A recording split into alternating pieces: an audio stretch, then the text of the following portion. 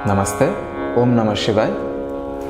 आज हम इस वीडियो में बात करेंगे योग का वास्तविक अर्थ क्या है उसके बारे में, और क्या सिर्फ आसन करने से ही उसको योग कहा जाता है उसके बारे में भी बात करेंगे, और जो क्लासिकल और हमारा एंशिएंट स्क्रिप्चर्स है, ग्रंथ है, उस ग्रंथों का रेफरेंस लेके बात करेंगे। क्योंकि बहुत लोगों को ऐसा लगता है कि आसन मात्र ही योग है और हमने कुछ एडवांस लेवल के आसन कर लिए तो हम योगी हो गए, या फिर हमने योग कर लिए। तो क्या ये सच है, और इसके बारे में डिटेल्स में बात करेंगे। और इसके साथ साथ योग का जो परिभाषाएं है या फिर डेफिनेशंस है अलग अलग ग्रंथों में और एंशिएंट स्क्रिप्चर्स में, उसके बारे में भी डिटेल्स में बात करेंगे। तो योग शब्द का जो उत्पत्ति हुआ है वो युज धातु से हुआ है, जिसका मतलब है जोड़ना, दो चीज़ों को जोड़ना या फिर दो चीज़ों का मिलन करना, वो है योग। अब देखेंगे कि जीवात्मा का परमात्मा से मिलन, या फिर ये कह लो कि अपना जो शुद्ध स्वरूप है उसका आत्मा से मिलना, वो है योग। या फिर अपना जो शुद्ध चैतन्य है उसको आत्मा से जोड़ना, तो वो हो गया योग। तो योग का जो सबसे प्रचलित डेफिनेशन या परिभाषा हमें मिलती है वो है महर्षि पतंजलि का लिखा हुआ योग दर्शन से, जिसमें उन्होंने पहला पाद समाधिपाद में दूसरा ही सूत्र में लिखा है कि योगः चित्त वृत्ति निरोधः। मतलब योग वो है जिसमें हम, या फिर जिसके ज़रिए हम जो चित्त या मन का जो वृत्ति है उसको हम निरोध कर सकते हैं या फिर संयमित कर सकते हैं। या फिर आप ये कह लो कि योग वो योग्यता है जिसके ज़रिए हम चित्त का वृत्तियों को या फिर मन का जो अलग अलग वृत्तियाँ चलते रहते हैं मन में, उस सारी वृत्तियों को हम अभ्यास और वैराग्य के माध्यम से संयमित कर सकते हैं, वो योग है। तो वो करने से क्या होगा, तो उन्होंने नेक्स्ट सूत्र में ये लिखा है कि तदा दृष्टु स्वरूप अवस्थानम, कि जो दृष्टा है या फिर पुरुष है, जो शुद्ध चैतन्य है हमारा, जो हमारा असली स्वरूप है। यहाँ चित्त वृत्तियों का बात कर लेते हैं। चित्त वो मेंटल स्टेट है जहाँ पे जो कर्म संस्कार है वो स्टोर रहता है, तो एक स्मृति जैसा हो गया चित्त। और मन जो है उसमें विचार भावनाएं उठते गिरते रहते हैं। अगर हम नोटिस करें अच्छे से तो हमारा मन, हम अगर देखेंगे तो लाखों करोड़ों टुकड़ों में बटा हुआ है। मन का एक हिस्सा कुछ और सोच रहा है, दूसरा हिस्सा कुछ और सोच रहा है, तीसरा हिस्सा जो है उसमें कुछ और विचार आ रहे हैं, चौथा हिस्सा उसमें कुछ और विचार भावनाएं आ रहे हैं। ऐसा करके जो मन जो है अभी लाखों हजारों टुकड़ों में बटा हुआ है और बिखरा हुआ है। तो योग कहता है कि उन बिखरे टुकड़ों को एक साथ जोड़ो, जोड़ के उस मन को एकाग्र करके किसी भी ध्येय वस्तु पर या फिर किसी भी आराध्य पर उसको अर्पित कर दो, तो वो योग है। और महर्षि पतंजलि जी ने चित्त की 5 भूमि बताई है। 5 भूमि मतलब 5 अलग अलग अवस्था या फिर अलग अलग स्टेज। और शब्द कल्प ध्रुव के अनुसार वेदांत मते चित्तस्य अवस्था विशेषः यथा क्षिप्तम मूढ़म विक्षिप्तम एकाग्रम निरुद्धम इति पंचभूमयः। पहले बात कर लेते हैं क्षिप्त चित्त के बारे में, जहाँ पे मन जो है पूरी तरह से बिखरी हुई है, अव्यवस्थित है और उपेक्षा की स्थिति में है। और इस स्थिति में रजस्गुण का या फिर रजगुण का प्रभाव ज़्यादा होती है। जो दूसरी भूमि बताई गई है वो है मूढ़। इसमें मानसिक स्थिति जो है वो पूरी तरह से भ्रमित है, आलसी है और अज्ञानता से भरी हुई है, और इसमें तमोगुण का प्रभाव ज़्यादा होती है। और चित्त का जो तीसरी अवस्था बताई गई है वो है विक्षिप्त अवस्था। इसमें जो मानसिक स्थिति है या फिर मानसिक अवस्था है वो पूरी तरह से परेशान है, विचलित है, उत्तेजित है। मन जो है इस स्थिति में एकाग्र होने का कोशिश करते हैं लेकिन फिर से बिखर जाते हैं। तो इस तरीके से चलता रहता है। तो इसमें सत्वगुण और रजोगुण का प्रभाव ज़्यादा होता है। चौथी जो अवस्था बताई गई है वो है एकाग्र अवस्था। इस अवस्था में मन जो है वो क्षिप्त, मूढ़ और विक्षिप्त अवस्था से किसी ध्येय वस्तु पर एकाग्र होने का कोशिश कर रहे हैं या फिर अपने आराध्य पर एकाग्र होने का कोशिश कर रहे हैं। तो इसमें भी सत्व गुण का प्रभाव ज़्यादा होती है। और पांचवा जो अवस्था बताई गई है वो है निरोध अवस्था, और वो मन का या फिर चित्त का निर्मल अवस्था है जहाँ पे सारे वृत्तियाँ जो है वो पूरी तरीके से संयमित हो जाते हैं। और योग के लिए एकाग्र अवस्था और निरोध अवस्था सबसे सहायक होती है। तो योग का मतलब यह बना जो महर्षि पतंजलि जी ने अपना दूसरा ही सूत्र में बता दिया कि योग चित्त वृत्ति निरोध, और तीसरा सूत्र में यह बताया कि तदा दृष्टु स्वरूप अवस्थानम, मतलब जो हमारा मानसिक अवस्था है उसको क्षिप्त, मूढ़ और विक्षिप्त अवस्था से पहले एकाग्र करने का कोशिश करते हैं। इसके बाद जब निरोध अवस्था में परिवर्तित होता है तब वो चित्त का या मन का निर्मल स्थिति होता है, और उस स्थिति में हम अपना स्वरूप में स्थित हो जाते हैं, या फिर जो हमारा शुद्ध चैतन्य है या फिर पुरुष है वो आत्मा में स्थित हो जाता है। तो उसको कहते हैं योग। उसी को कहता है कि मिलना, जीवात्मा का परमात्मा से मिलना या फिर अपने स्वरूप में स्थित हो जाना, तो वो योग है। तो पतंजलि योग सूत्र में योग मतलब समाधि ही बताई गई है, क्योंकि वहाँ पे योग का 8 अंग बताए गए हैं जिसको अष्टांग योग भी कहते हैं। और वो 8 अंग है यम, नियम, आसन, प्राणायाम, प्रत्याहार, धारणा, ध्यान और समाधि। तो अगर हम देखेंगे इस 8 अंगों में आसन एक अंग है, मतलब सिर्फ आसन ही योग नहीं है।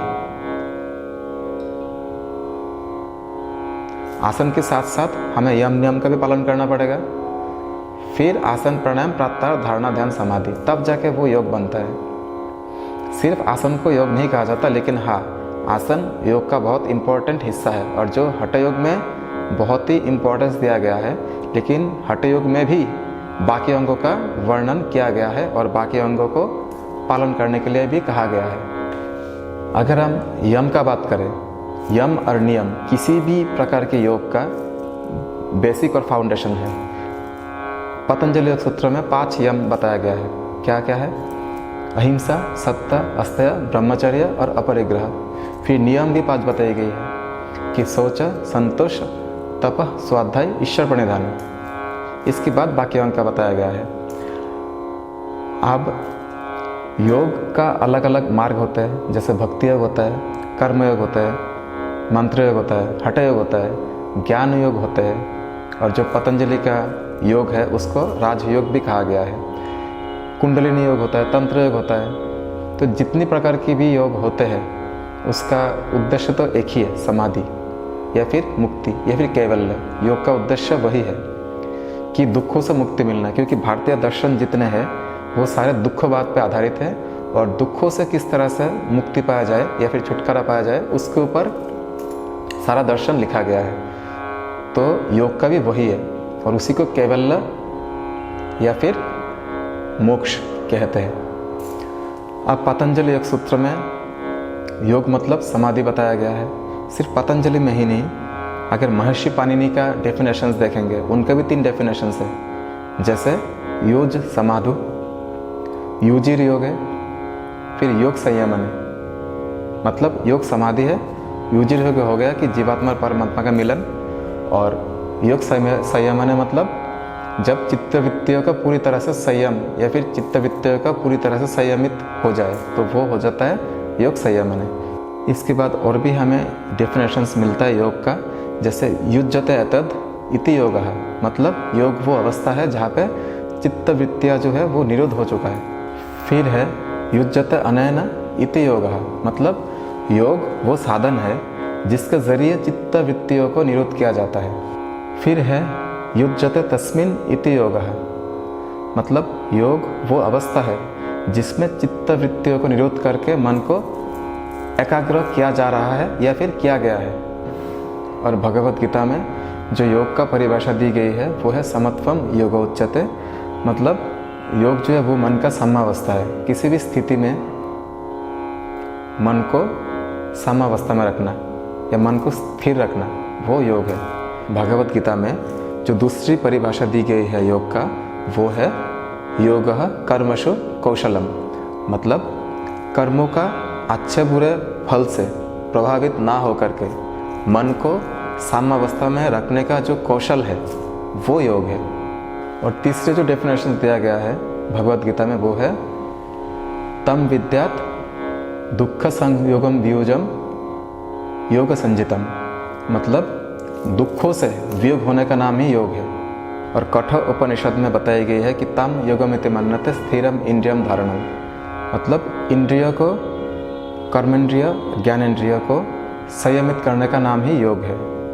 और योग वशिष्ठ में कहा गया कि मनः प्रशमन उपायाय योग इत्थ विधीयते, मतलब योग वो साधन है जिसके जरिए स्किलफुली हमारा मन को शांत किया जाता है।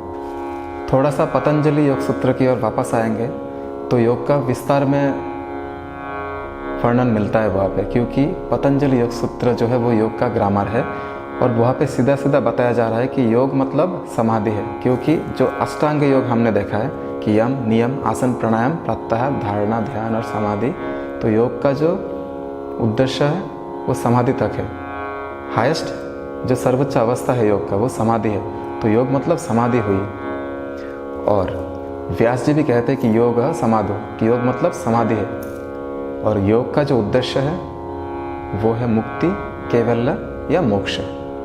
आप जब योग मतलब समाधि है, जब समाधि का बात आता है तो वहाँ पे दो तरह का समाधि के बारे में बताया जाता है पतंजलि योग सूत्र में, वो है संप्रज्ञात समाधि और असंप्रज्ञात समाधि। तो जब चित्त या फिर मन क्षिप्त, मूढ़ और विक्षिप्त अवस्था से एकाग्र होते हैं या फिर एकाग्रचित्त होते हैं, और जब वो किसी ध्येय वस्तु पर ध्यान लगाता है तो पहले होता है धारणा, जहाँ पे मन को एकाग्र होने का कोशिश किया जाता है, एक एफर्ट दिया जाता है। वही चीज़ आगे जा कर के जो आप अपना मन को किसी ध्येय वस्तु पर एकाग्र करने का कोशिश कर रहे हो या फिर किसी आराध्य पे आप अपना मन को अर्पित कर दिए हो, चाहे वो किसी देवता हो या देवी हो, चाहे वो राम हो, चाहे वो कृष्ण हो, शिव हो, कोई भी हो, सिर्फ आपका मन में एक ही विचार चलता रहता है, वो ध्येय वस्तु और आपका मन, इन दोनों में सिर्फ विचार चलते रहते हैं, बाकी सारे विचार भावनाएं शांत हो जाता है। तो वो ही आगे जा कर के उसको हम कहते हैं ध्यान। और इसी को महर्षि पतंजलि ने कहा तीसरा पाद में कि तत्र प्रत्यय एकतानत्या ध्यानम। और भी आगे जा कर के जब आप अपने आप को भी भूल जाते हो, मैं अपना मैं को भी भूल जाता हूँ, सिर्फ वो ध्येय वस्तु रहता है या फिर आपका आराध्य जो है जिस पे अपने मन को अर्पित कर दिया हो, जिसके चरणों में सिर्फ वही रह जाता है, उसके साथ आप एक हो जाते हो, तो वो हो जाता है समाधि। इसी को महर्षि पतंजलि ने कहा कि तदैव अर्थमात्र निर्वासम स्वरूप शून्यमेव समाधि, अपना स्वरूप भी शून्य हो जाता है, शून्य स्थिति पे पहुंच जाते हो और वही सबका अनंत की यात्रा शुरू होता है और उसी को समाधि कहते हैं। अब आते हैं संप्रज्ञात और असंप्रज्ञात समाधि पर। तो संप्रज्ञात योग या फिर संप्रज्ञात समाधि जो होते हैं उसमें ध्येय वस्तु तीन होते हैं या फिर ध्येय विषय। पहला होता है ग्राह्य, जो इंद्रियों का स्थूल और सूक्ष्म विषय होता है। दूसरा है ग्रहण, जो इंद्रिय और अंतःकरण होते हैं। यहाँ पे अंतःकरण मीन्स मन, बुद्धि, चित्त और अहंकार, इन चारों को मिला करके अंतःकरण बोला जाता है और मन, बुद्धि, अहंकार को मिला करके चित्त बोला जाता है। और तीसरी जो ध्येय वस्तु या फिर विषय होते हैं वो होते हैं ग्रहिता। यहाँ पे ग्रहिता हुआ पुरुष।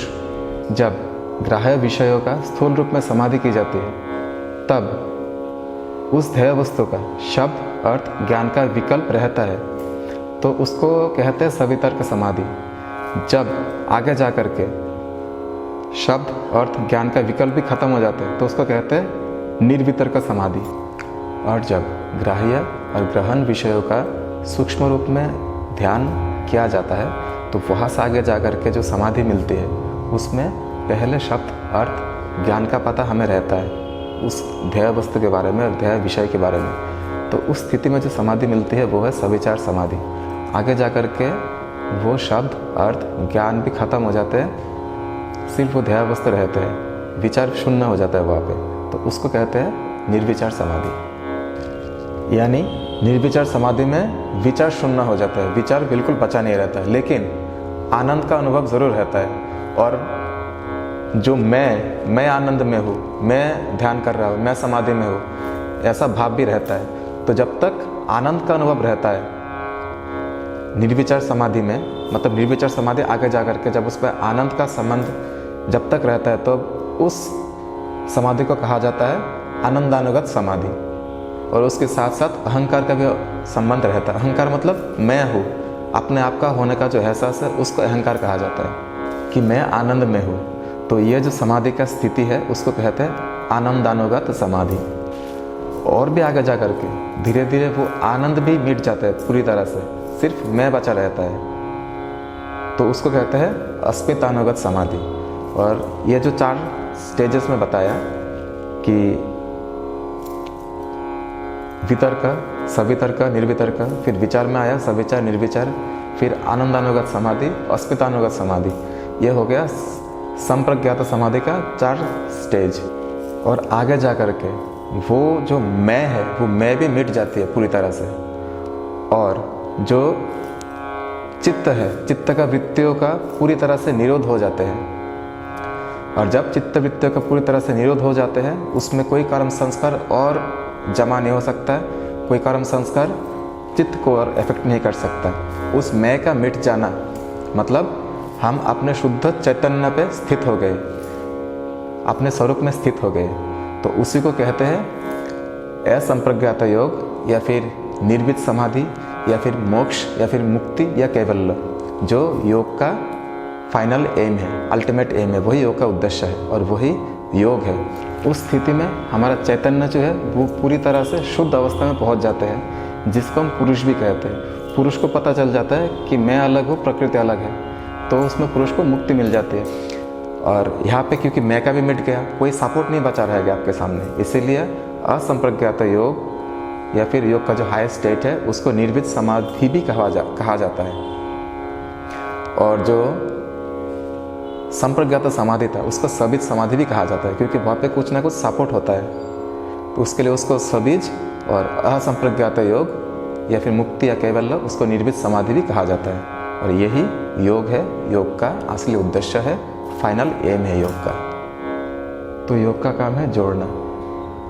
हमारे जितना भी चित्त वृत्तियाँ है उन सारे चित्त वृत्तियों को संयमित करके, और जो षड्रिपु है जैसे काम, क्रोध, लोभ, मोह, मद, मात्सर्य, इन सबको संयमित करके हमें अपना स्वरूप में स्थित होना, मतलब उस शून्य अवस्था या फिर जो शुद्ध चैतन्य है हमारा, जिसे पुरुष कहते हैं, जो परमात्मा स्वरूप है, वहाँ पे स्थित होना या फिर उस परमात्मा से जोड़ना, तो वो है योग। तो हमने देखा है कि योग का जो अलग अलग परिभाषाएं है उसमें कभी ये नहीं बताया गया कि योग आसना, कि आसन मतलब योग है। आसन योग का एक इम्पॉर्टेंट पार्ट है, लेकिन ऐसा नहीं है कि आसन ही योग है। नहीं तो इतने सारे डेफिनेशंस कि समाधि योग समाधि या फिर योग चित्त वृत्ति निरोध तदा दुष्ट स्वरूप अवस्थानम, इस तरीके से नहीं कहा जाता। इसीलिए सिर्फ आसन को ही योग ना समझे, आसन भी इम्पॉर्टेंट है, लेकिन आसन मतलब ही योग है और योग का मतलब सिर्फ आसन ही है, वो गलत है, वो भ्रांति है। और इस भ्रांति में ना रहे। योग का आसन के अलावा भी और भी 7 अंग होते हैं, जिसमें यम नियम सबसे ज़्यादा इम्पोर्टेंट होता है, उसका हमें पालन करना चाहिए।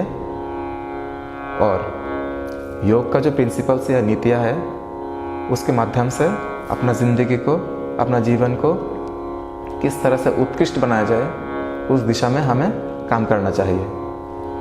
और योग का 8 अंग बताए गए हैं, उसमें से आसन एक अंग है। तो आसन भी इम्पॉर्टेंट है, क्योंकि आसन हमें अगले स्टेप्स के लिए तैयार कर देता है। इसका मतलब यह नहीं कि सिर्फ हमने आसन कर लिया तो हमने योग का प्रैक्टिस कर लिया, नहीं, सारे अंगों का अभ्यास करना चाहिए। महर्षि पतंजलि जी ने योग मतलब अष्टांग योग बताए हैं, 8 अंग बताए हैं योग का। उन 8 अंगों का प्रैक्टिस करना चाहिए, उसमें से आसन भी है। जब सारे अंगों का हम प्रैक्टिस करते हैं तब उस निरंतर अभ्यास से अपने जीवन में एक बदलाव भी आता है, अपने व्यवहार में, बातचीत में, पूरे लाइफस्टाइल में परिवर्तन आता है। तो इसीलिए कहा जाता है कि योग जो है वो सिर्फ फिजिकल प्रैक्टिस नहीं है, वो एक लाइफस्टाइल है, एक जीवन जीने का कला है। इसीलिए अगर हमने सिर्फ आसन ही किए और योग का बाकी अंगों का पालन नहीं किया, इसका मतलब यह है कि हमने सिर्फ फिजिकल एक्सरसाइज किया, योग नहीं किया। क्योंकि सिर्फ फिजिकल एक्सरसाइज के साथ योग का दूर दूर का कोई लेना देना नहीं है। तो योग का जो प्रिंसिपल है, जो नीतियाँ है, उसको अपने ज़िंदगी में उतारे और योग का अमृत से अपना जीवन को सींचना चाहिए। और जो ज्ञान है योग का, उसके ज़रिए हमारे अंदर जो अंधकार है या फिर अंधेरा है, उसको हमें मिटाना चाहिए। नमस्ते। ओम नमः शिवाय।